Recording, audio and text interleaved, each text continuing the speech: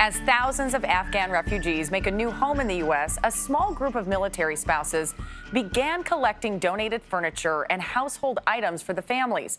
The group has grown into a movement with more than 1,000 volunteers. It turns out these military moms know a thing or two about moving and creating a community.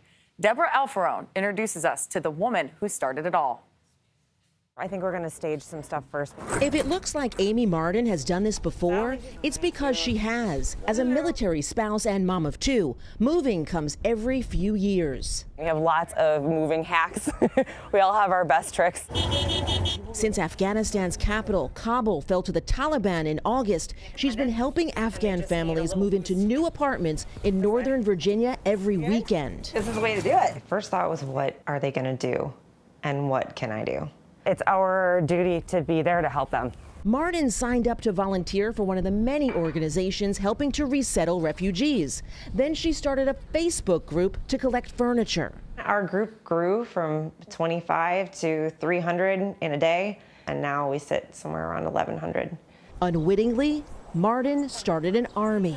You can help with that. And it wasn't long before Marden realized setting up an apartment was just the beginning. 2 days later, they called and they said, we're out of food. I never got my Social Security card. My daughter is sick. I don't know where to go. The needs started coming one after the next, and we were problem solving very much on the fly. Marden says the caseworkers assigned to help the families were overloaded. She and a handful of volunteers started working the phones, trying to make calm out of chaos. Thank you. True military style, we made a standard operating procedure.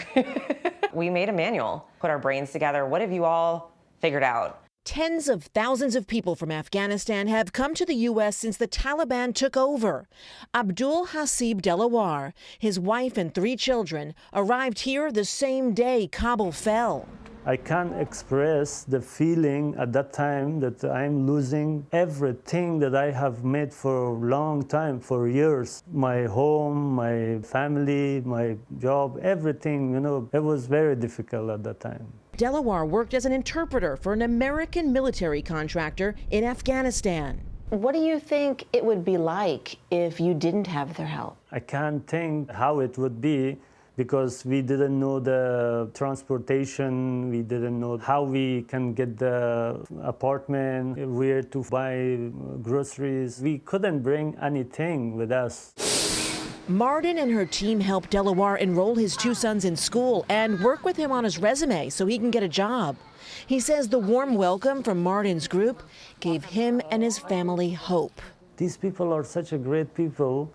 They are helping, though they didn't know me before, but I feel like I know them for years. Marden has turned the Facebook group into a nonprofit called React DC. With thousands more Afghans waiting in limbo around the world and eventually heading here to the U.S., she says helping isn't a sprint, it's a marathon. It's kind of walk the walk moment. I have 2 kids, and it's about, what are you going to show them?